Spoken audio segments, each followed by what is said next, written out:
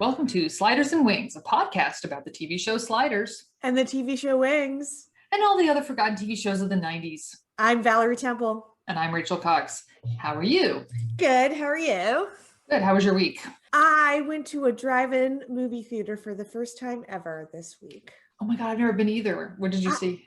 I saw student films from the film school. Oh, right. Yes. Awesome. It was like their final show at the end of the year. And they rented out the movie theater and had it all projected up there. So it was like super cool. Oh, okay. So for some reason I thought you said drive-in. And I was thinking, okay, so you don't have a car. Were you sitting on your bike? No, I had like Pee Wee Herman. I had to have another, like a professor picked me up and I had to sit in a car.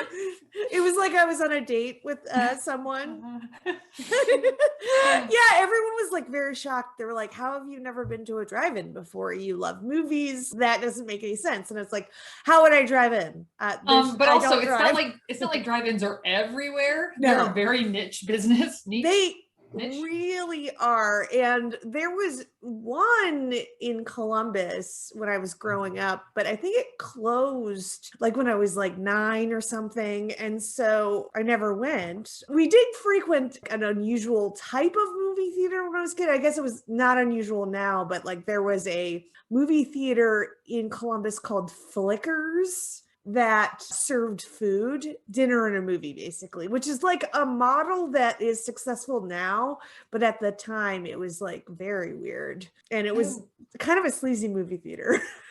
I'm so psyched to go back to a movie or something. Yes. Like I'd love to do, I've never done it ever, even though I'm a huge fan of the movie. I've never done like a Rocky Horror midnight showing. Oh yeah. I mean, I need it to be like an 8 o'clock showing, but yeah, the old folks midnight hour, like early bird Rocky Horror. Yeah, like middle-aged midnight. Where I grew up, there was a Hot Shops in the mall, and you'd always see old people having dinner there at like 4 o'clock. Yeah. And now I'm like, between 4 and 5, I'm like, dinner, when's dinner? Yeah. So hungry. There was this place in Columbus called Mcl Cafeteria. It was cafeteria style food, and it was just chock-a-block with old people. It was MCL, and everyone called it Medicare Lounge.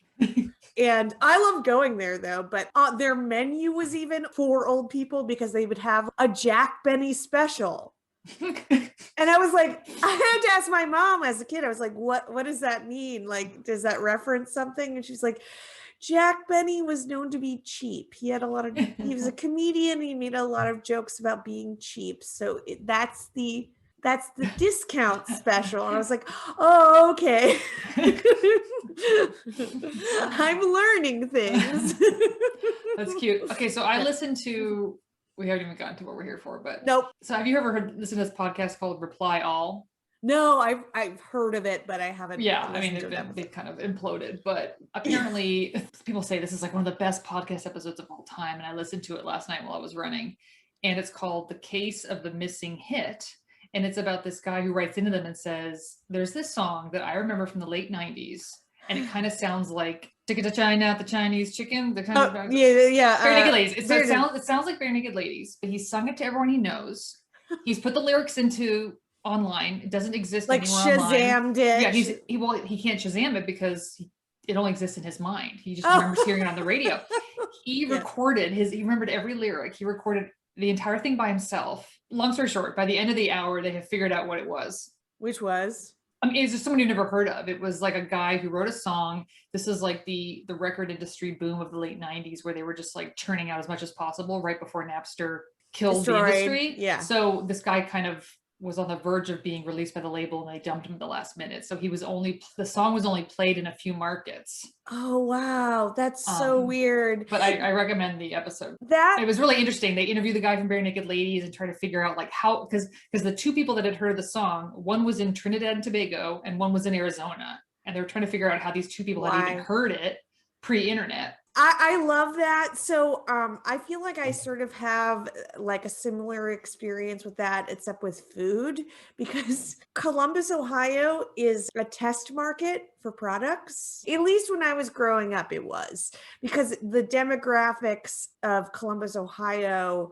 were like very similar to the demographics of like the United States as a whole. So they would test out products and like new fast food items or like new snack foods in Columbus. There are items that I enjoyed as a kid that no one else, it didn't make it across the country. Did you guys have the McPizza?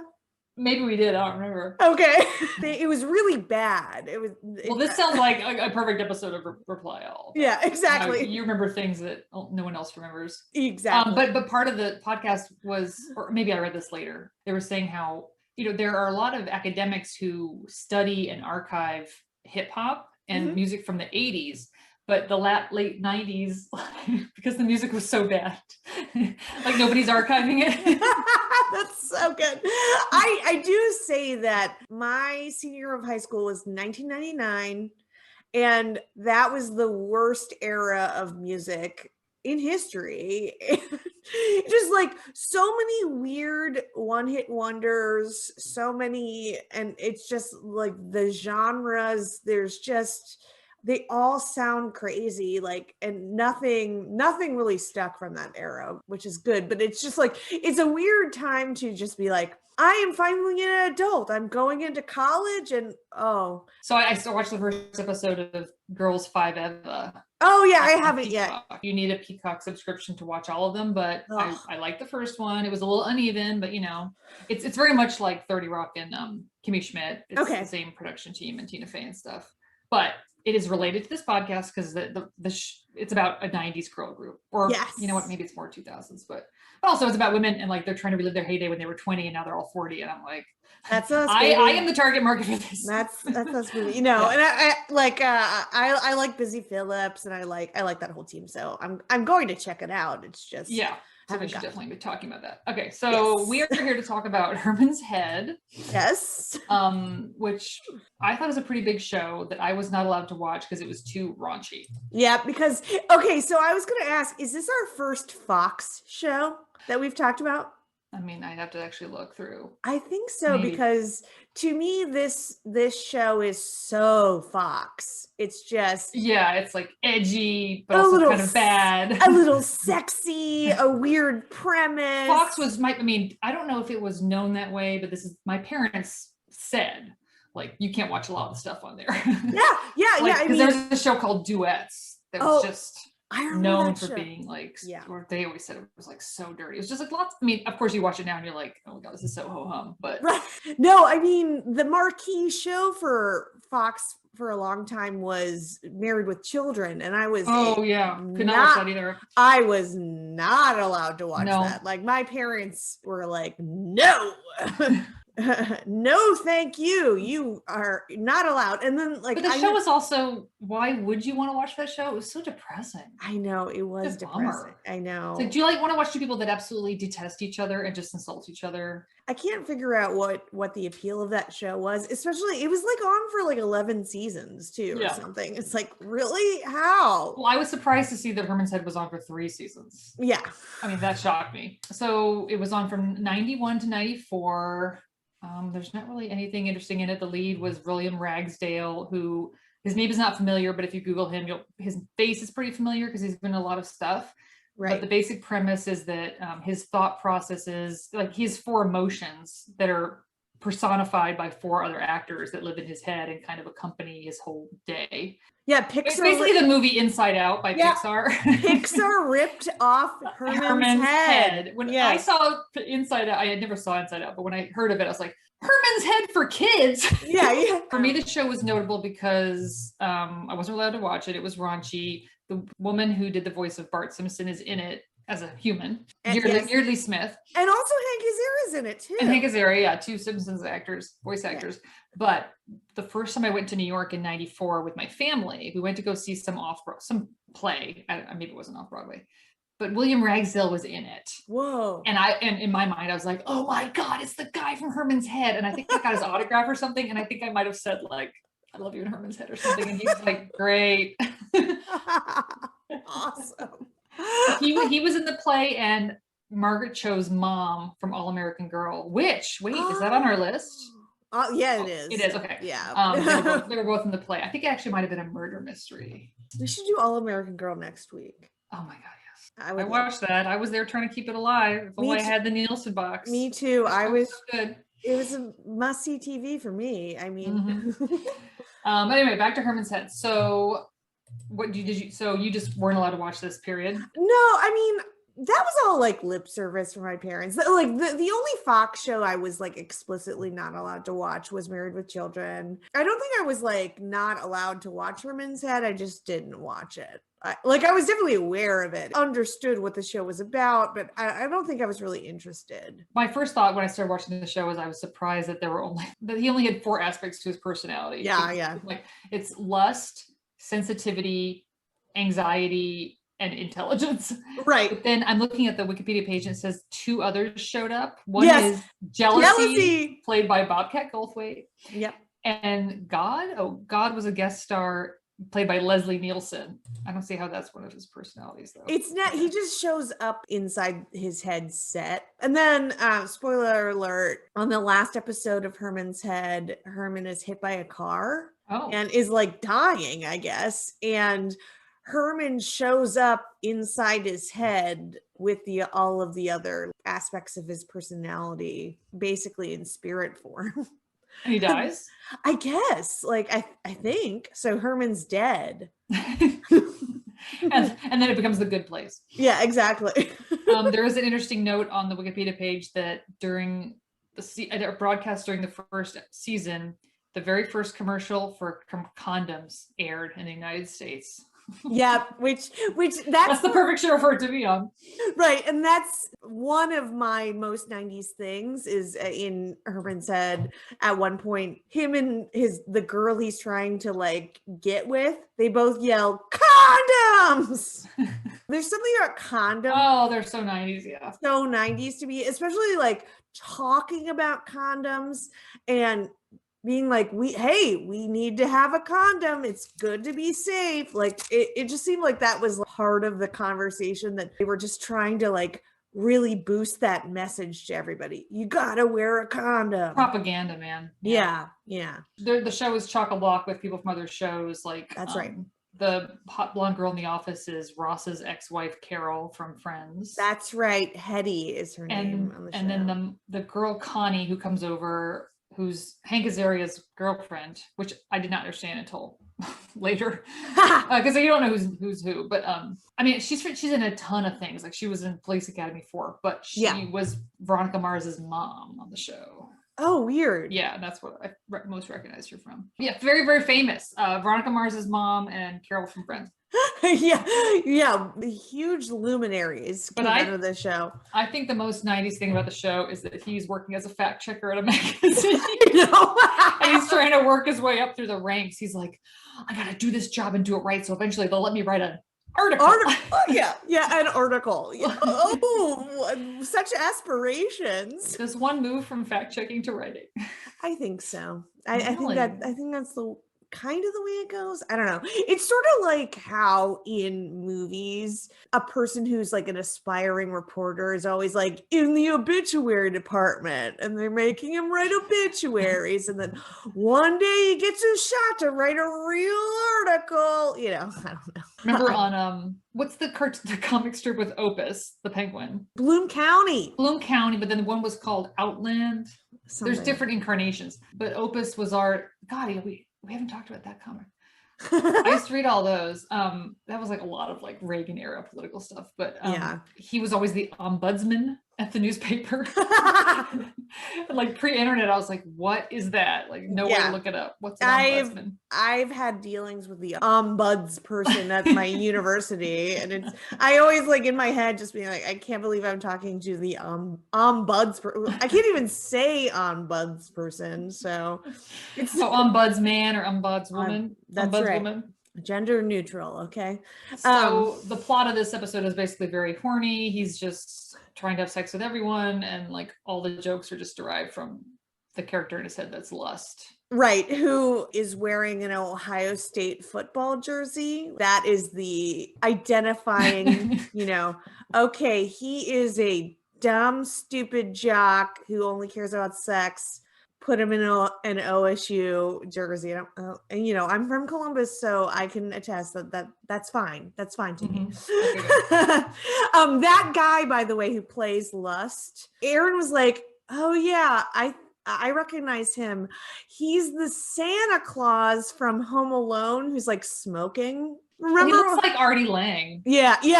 He definitely has like an Artie Lang vibe to him, but he's like in Home Alone. He's the like Santa Claus that like Kevin McAllister catches when he's like getting off duty. Yeah.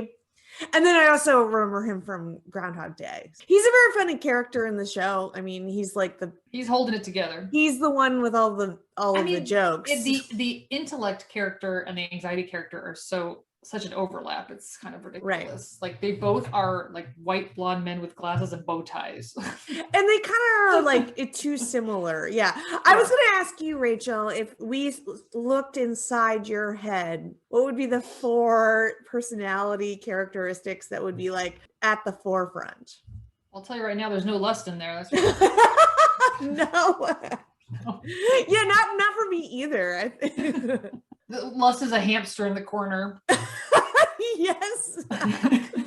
You can open up like one of those suitcases in the corner. I mean, like they're like the set is very funny to me. It's just like an attic full of all sorts of crap.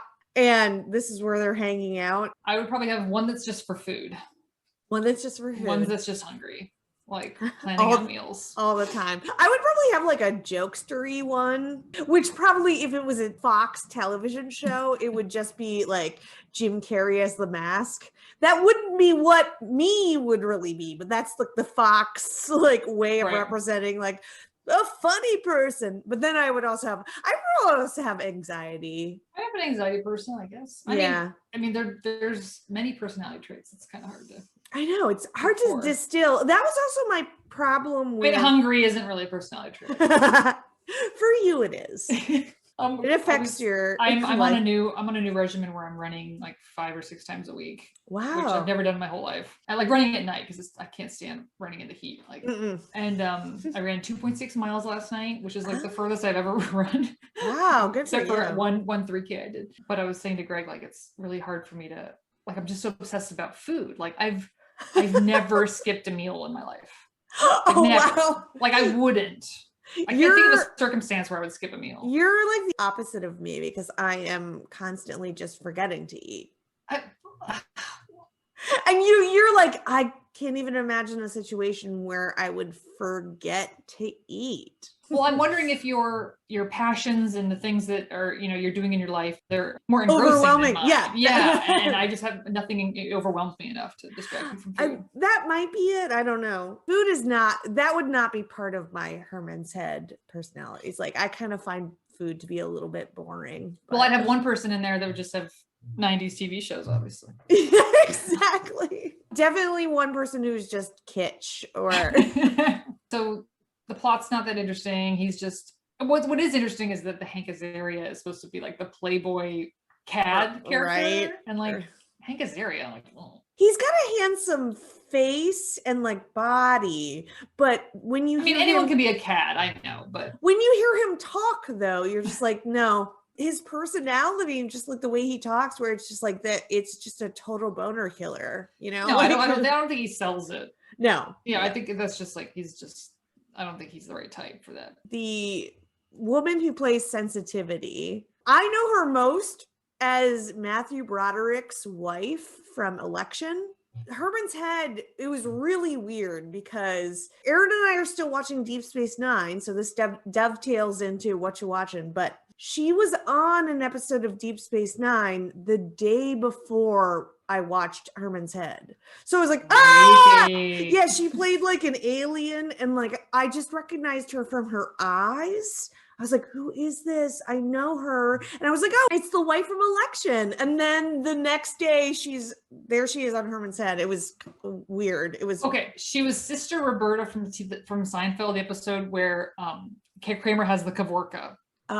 George wants to convert to Latvian Orthodox. Oh, yeah. Yeah, I kind of remember Or that. she's one of the nuns or something. She works, but she's just like a lady who's like just super familiar looking. I mean, this is the kind of career that I'm so envious of. Like, Look at all the things this woman has done. I mean, there's like 200 credits on here, and yet she doesn't get hounded by paparazzi, and she's probably got millions of dollars in the bank. Yeah, isn't that cool? Assuming she had a good manager and she invested correctly. That's very cool. That's the way to do it. Just be working person. You're recognizable, but and people like you enough to like keep casting you, but people aren't like in your face all the time. That's great. We were watching, segueing into what you're watching, but remember when Eric Hutchinson was on many weeks ago, and he said I had to watch Ted Lasso. So I got Apple TV and we started watching Ted Lasso. Oh, was it good? And it's Greg's like, why are we watching this? I said, because Eric said it was really good. I heard it was really good too. So. Okay, so it's just very earnest so far. Okay. There's no edge to it, which makes me a little skeptical. But maybe there will be an edge to it. Or maybe it wouldn't be over. I mean, like I was literally crying at Harry Potter 3 hours ago, so it's not that I don't like earnest things. But it has to have its time and place. Yes. I was watching it and just looking at, some of the older actors in it. And I was thinking like, maybe when I'm older, I should become an actor, because you need old people for so much stuff. Like I should wait till I'm like 50 or 60 and then like break into the local acting scene. And like they need counter people. We need waitresses. I mean, like, I can fill those slots. Because that's when other people start retiring. That's when I can jump in. Yeah, that's right. I think you should do it. I think you should go for it. You could be like the next generation's like June Squibb, like my kids graduate high school. I move to New York. I get a little apartment. Start taking acting classes. You're the Stella Adler Academy. You're the Grandma Moses of acting. Just totally. Like start in your 80s and just be a star. I mean, I really do want to be not Cloris Leachman. Who's the one that only wears tights? Elaine Stritch. Oh I mean, mean to everybody. Yeah. I mean, I think that I've spent so much of my life trying not to be a bitch that I think like I should just be a bitch. And then I won't be like worrying about being it. I'll just be it. Yeah, I think so. Just go for it. Yeah, embrace it. Yeah, exactly. So I have a Mad magazine. You do? What is it? Ooh. Sperman's Head. That's what they need those condoms for, Rachel. Sperman Head. Oh my God. Sperm's Head, Sperman Head. Okay, because there was that camp song, Herman, look what you've done to me. Herman, they call it pregnancy. Herman, you put your sperm in, but now there's Herman and Sherman and me. Wow. We sung that at camp. That really dug right into my cranium. Whenever I hear Herman's Head, I think of that song. And then I was like, wait, what do they rhyme in that song? I was like, oh, Sperman. There you go. I went very like old school Mad magazine with mine, because sometimes they use just like specific words that aren't used in modern days. So I just went with ho-hums dreck. This just reminds me when I'm reading long form books to Oscar, and there'll be like a 25-cent word in there. Yeah. And I will intentionally replace it with the commonplace word because I find it so annoying. Yeah. When someone says din instead of noise, I'm like, noise. Just say noise. Just say noise. No one says din. No one says din. Yeah. Din is for din when you're coming to din.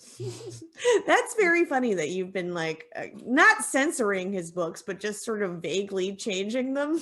Intentionally limiting his vocabulary. Yeah, that's weird. Don't get a big head about yourself. Yeah. Well, you think you think you're so great? You got this big egghead over here. I'm just gonna like make sure you don't excel in your language skills over here. Yeah, I don't have that much to say about Herman's Head. It's very Fox. That's what I had to say about it. It was like so Fox. Well, another thing that was like so Fox about it was like the audience. It's filmed in front of a studio audience, I guess, because you've got the people laughing, the laugh track or whatever, but it feels like Fox audiences were just like plied with alcohol because they're just like, woo, ooh, like every little moment in Herman's Head was just the reactions from the audience were so over the top. It was distracting to me.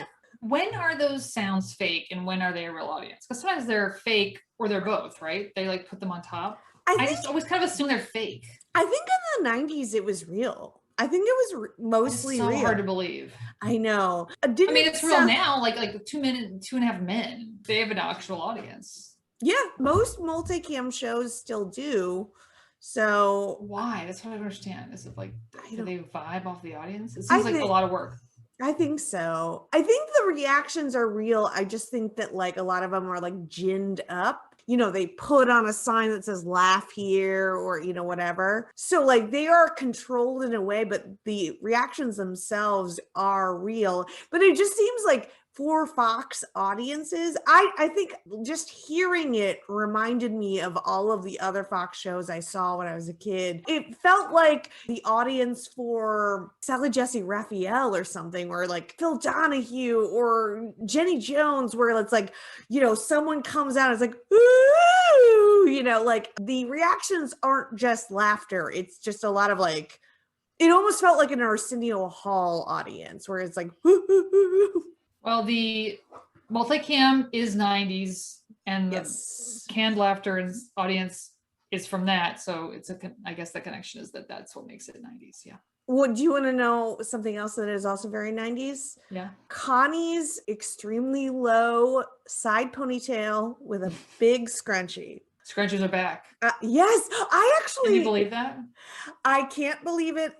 So for some reason, I get a subscription to Harper's Bazaar. I think Aaron ended up with it. He got it for like $1 or something, and he 10 like pages long. And it's extremely long actually. Oh, really? Mostly ads. You know, he's an artist, so he likes to take stuff out for reference or whatever, so it's useful for him. I actually like go through it and I'm trying to read it, and like a couple months ago there was a 1-page spread. On one side was high fashion designer scrunchies and high fashion design, on the other page high fashion designer Birkenstocks. Oh my god. And I was like, ugh! and then I brought Aaron over and was like, I was pointing out all of the scrunchies, you know, it's like a Gucci scrunchie, a Chanel scrunchie, you know, and I'm like, guess how much this scrunchie costs, you know? And we were playing a game. I mean, they were like $500 scrunchies. Oh my god. It was just insane. It was insane. You know, the craziest thing about those brands is that the merchandise that doesn't sell, they like burn. Or what? Throw in, yes, because it devalues the brand if you end up seeing it at a thrift store or at a Ross or something. Yeah. So they have to destroy it. Whoa, that is insane. That is insane. Yeah. These high fashion magazines have become so weird during COVID too, because like, what are people wearing? I don't know. Yeah, no, there's like, there's like, you know, 7-page stories about very elaborate cosmetic procedures you can do to your eyes, because your eyes are what people are looking at now because of everyone's wearing masks. It's just like so strange. They're just like, well, because of COVID, this, and then like a very expensive take on what to do. Let's talk for a minute about structurally how you thought it worked with Herman's life and his interior life back and forth. Like I thought it was a lot of quick cuts. Yes. I thought it was okay. Like it felt a little modern to me. I don't know. Like 30 Rock has very quick cuts too. It kind of has that sensibility where there's this main story going on and then, you know, someone says something and it cuts to the joke part. And it's like a different setting. I feel like there was a connectivity to like sort of fast-paced comedies of today, but it was odd. Just watching one episode, I was like, I can see why this only lasted 3 seasons, because I feel like this premise would get old really fast. Like it's just like, it was already kind of annoying. It's a premise that borders on a gimmick. Right. Which may not actually be able to sustain an actual show. Like I wonder if they ended up doing it less and less. That's funny that you say that, because I actually read that one of the writers was a regular contributor to an online BBS forum devoted to Fox shows, and he said he stated in the forum that if the series were to continue for a 4th season, they were going to add 4 new head characters for Hetty. So Carol from Friends was going to have her own Herman's head characters. So yeah, they were just going to add more. Do you know that Justine Bateman just directed a movie called A Woman's Name, and it stars Olivia Munn, but it's about her, the character who has a voice in her head that's like a nagging voice that's always like criticizing her. Yeah, so, we're still using it. That's a trope. Like I've seen my fair share of student films that use that trope. So officially a trope. It's an officially like, yeah, it's a thing. People like to personify their inner voice. Yeah. Like the angel and the devil on your shoulder.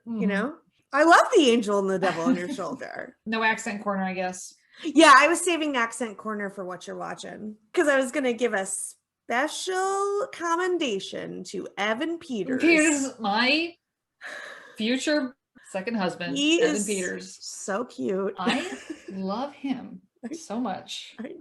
I've loved him since he showed up on American Horror Story, the very first season. Yeah. This guy's got it.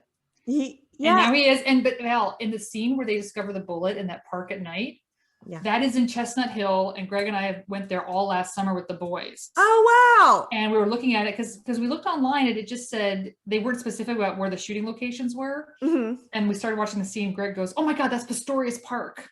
Oh, wow. It's this little pond, and we would go there and there were frogs, and we went there like 10 times last summer. Oh, that's so crazy. And that's where it was. Peters was where I was. And I was like, what hotel were they in?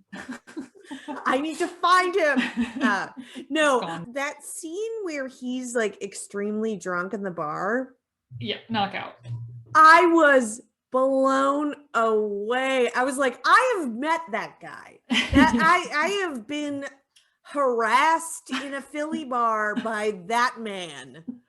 It was exceptional. I kind of almost felt bad for Kate Winslet because she's doing a great job. And he improvised some of that, I read. Oh, really? He improvised the bagel line. Oh my God. It was incredible. Everything about it. And sorry, we're talking about Mare of Easttown. Mare of Easttown, yes. Yeah. So episode 3. Episode 3 of Mare of Easttown.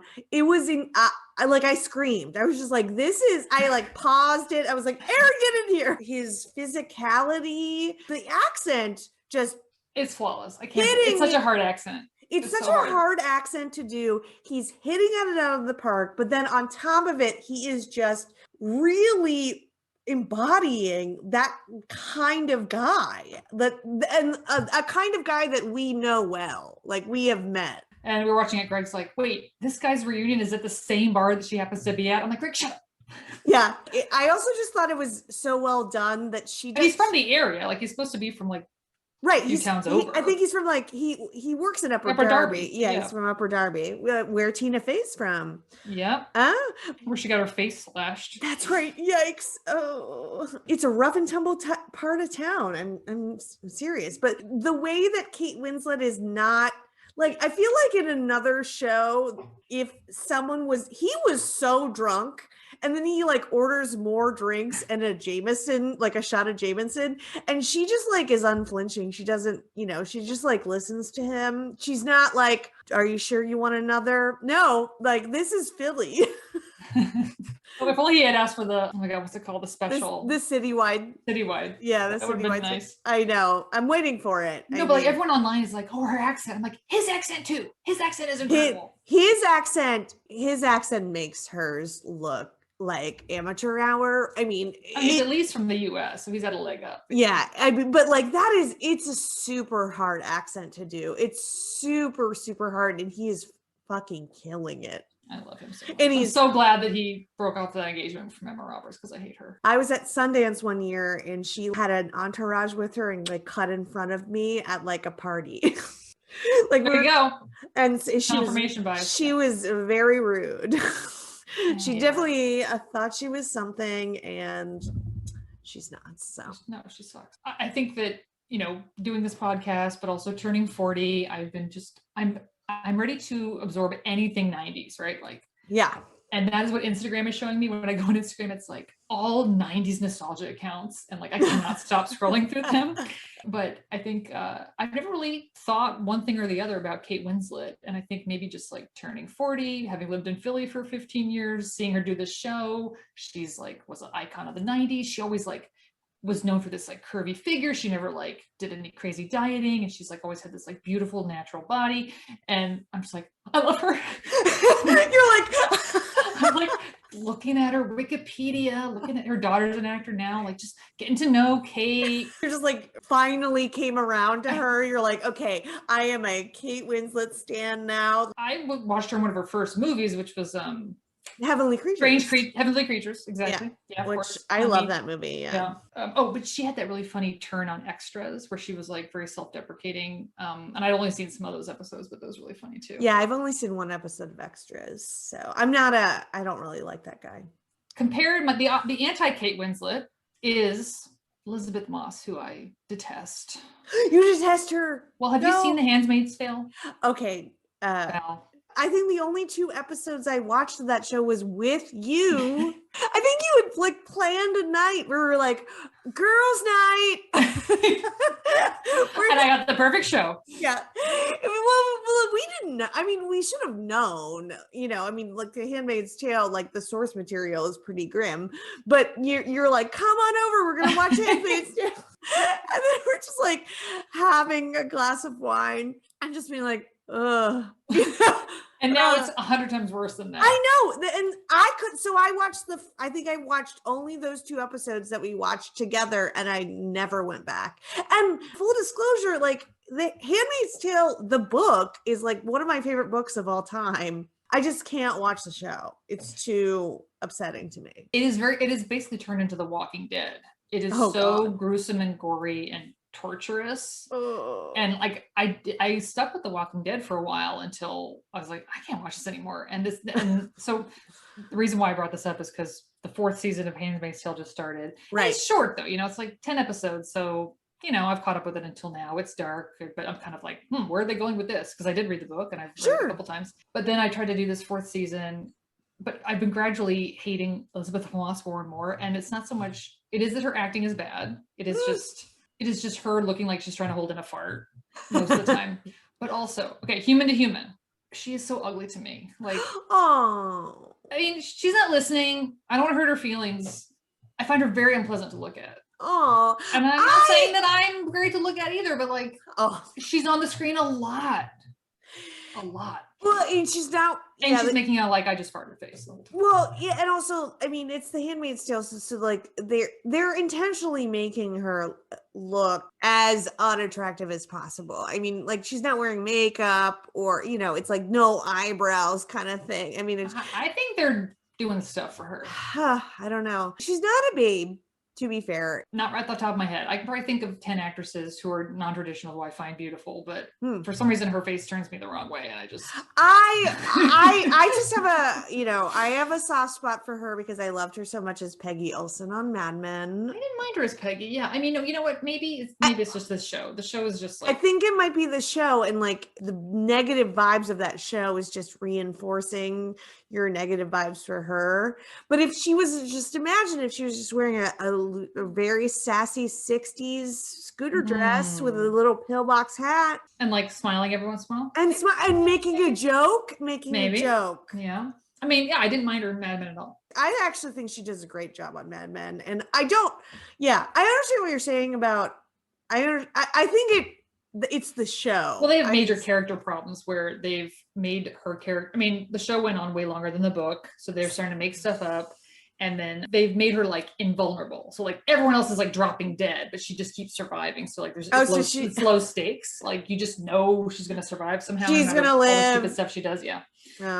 But the other reason I got Apple TV is because at some point I want to watch this M. Night Shyamalan show, Servant, that they've been filming in Philly. Okay. Rupert Grint is in it.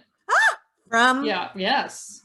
But Harry Potter and Lauren Ambrose. Oh, I like her. When I was in high school, I was like, me and Lauren Ambrose. Like, you like pick out an actor or an actress. You're like, that's the Hollywood version of me, maybe. Mm-hmm. And like, that's who I picked out. I was like, Lauren Ambrose in Can't Hardly Wait. Oh, so cute, right?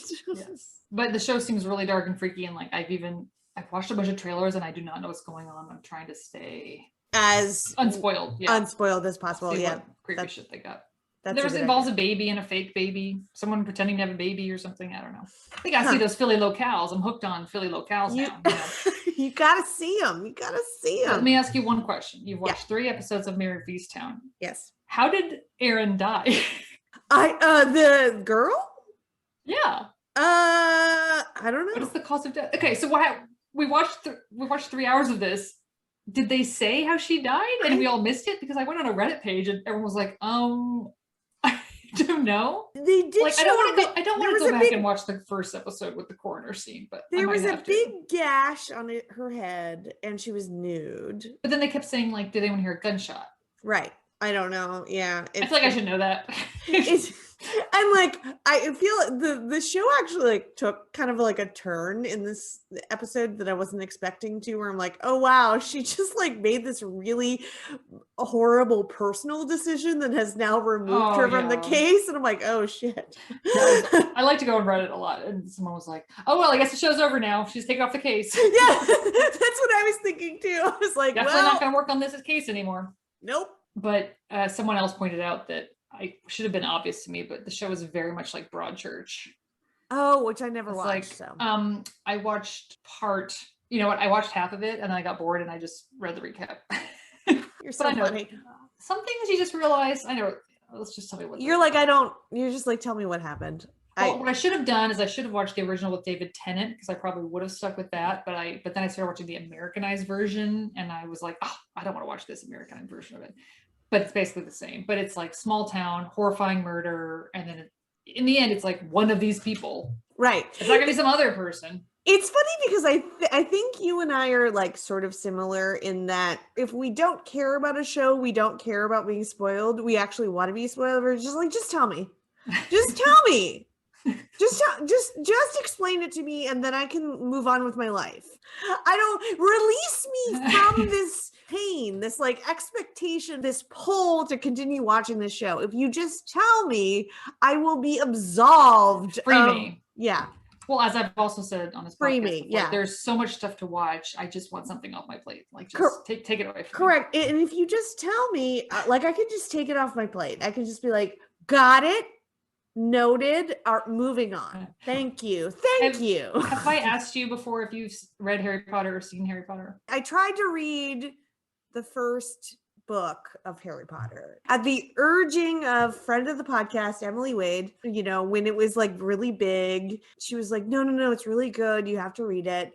I had a brother at the time. I think I was in college. And I felt like I was too old for it. But I had a brother who was like 11 or 12, and he had Harry Potter books around the house when I was home on summer vacation or something. I was like, all right, I'll cave. I'm going to try and read this. I read about 50 pages of the first book, and I was so bored. And I like talked to Emily and was like, this is just so boring. Like, I hate this, does it get better? And she's like, oh yeah, the first book is bad, but it gets way better after the first book. And I was like, the first book is 400 pages. You expect me to read That's the short one. Yeah. Yeah, exactly. I was like, you expect me to read 400 pages until it gets good just so I can read 6,000 more pages? No, thank you. And so I just like stopped reading.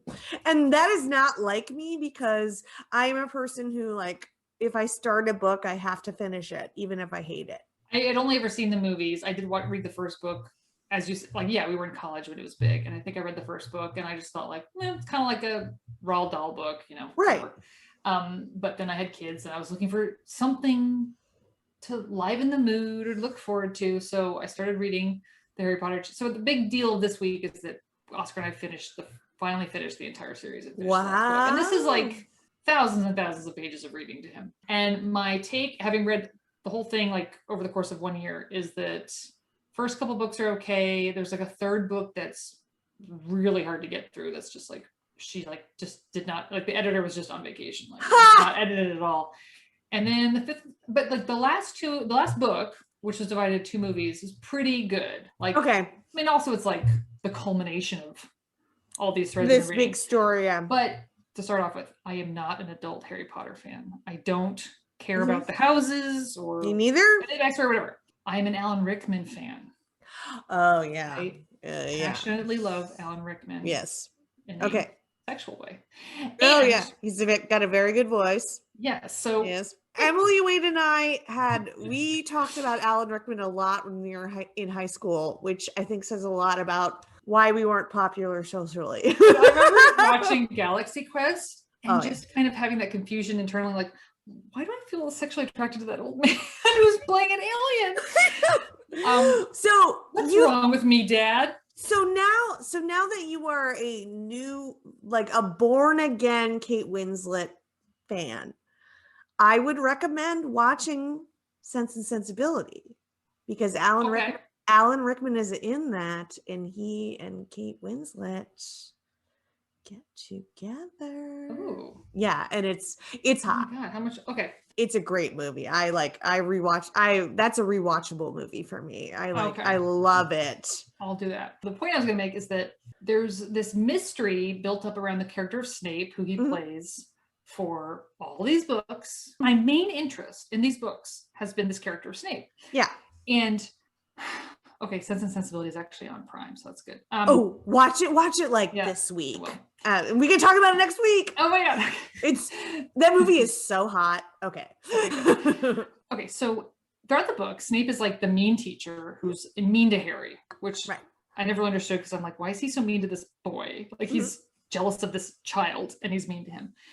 But as you gradually finds out, like, you never know where Snape's loyalty lies, because it seems like he's a double agent and that he's working for Voldemort and also working for Dumbledore, and like it's just all this confusion, and at a certain point he kills Dumbledore and they think, oh, he was bad the whole time.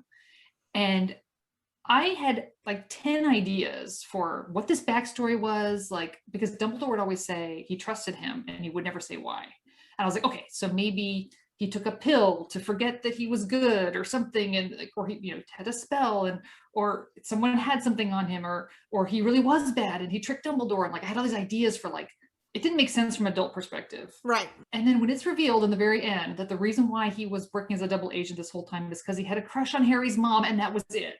And no one feels my pain, because like no one else was as invested in this like side mystery as I was. And I'm like, that's so stupid. I was literally like, my sister read the series and I was like, what's going to happen with Snape? What's the mystery? Like, what was his deal this whole time?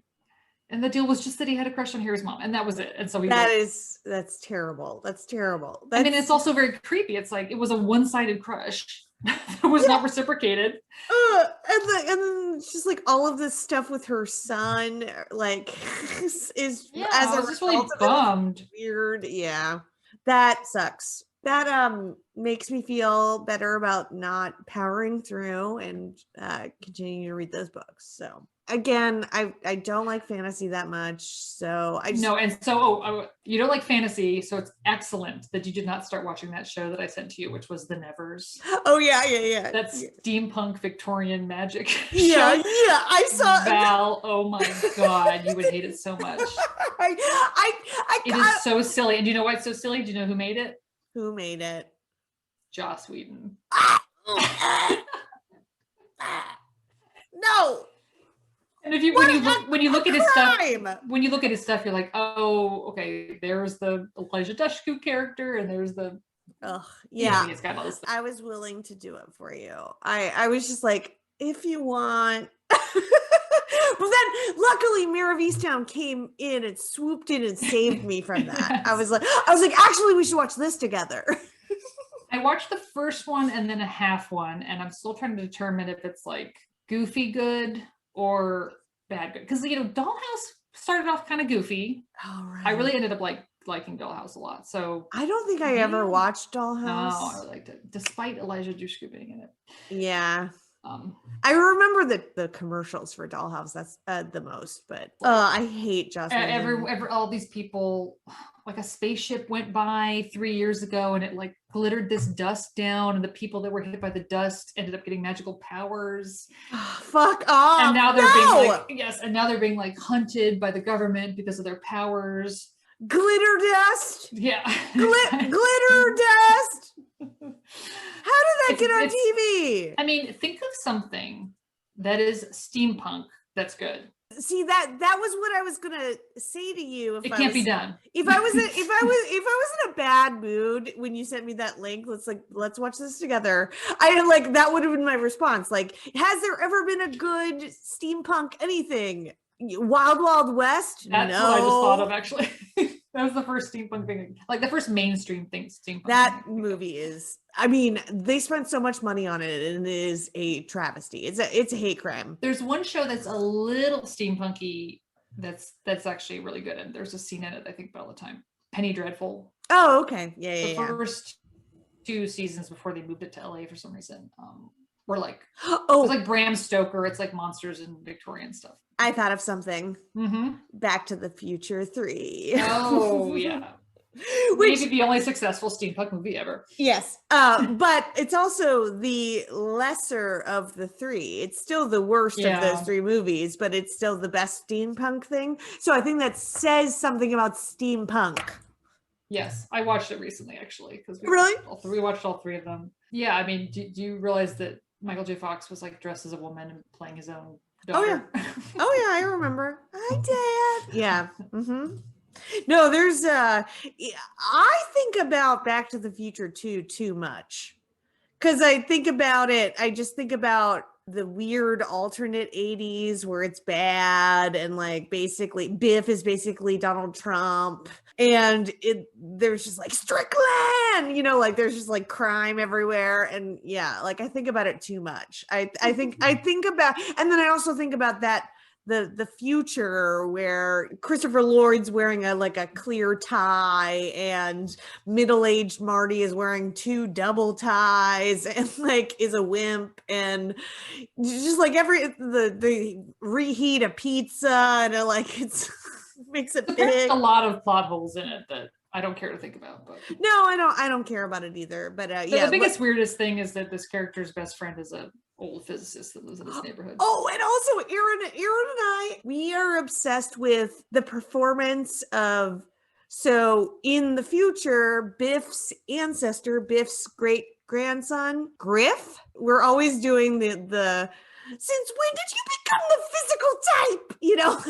The way he talks is so strange. It's incredible. Anyway, I'm obsessed with Griff. So which movie is that in? That's in number 2. Griff Tannen. He's the one who's like got that like the Mad Dog like hoverboard, and he's like real tough guy. Oh, right. Yeah. It's confusing because they're all the same actors. All right. Well, we dug into it and a lot of other things. Yes, we did. And we'll do All American Girl next week. Yay! Any last thoughts on Herman Said? Don't recommend. Yeah, it was fine. Here is one last 90s thing for you that I saw on the Wikipedia page that I just wanted to shout out. So his boss, Mr. Bracken, who I know from While You Were Sleeping, he plays like Sandra Bullock's boss. And he's got a very soothing voice to me. I like him. Bracken also has a niece, Renee, who guest stars early in the 3rd season when Herman convinces her to audition for the role of a fly girl on In Living Color. Well, there's nothing more 90s than that. The Fly Girl. The Fly Girls. Love them. All right. That's it. All right. This has been Sliders and Wings with Val and Rachel. That's right. You can email us at slidersandwings@gmail.com. That's Any emails yet? No, nothing. Just weird ones from Apple. All right. I hope nobody hacks us. No, don't. Yeah, don't. Please don't. I don't know what would happen. It's not linked to any of my accounts or anything. This has been fun, Rachel. All right. Have a good night. All right. Bye. Bye.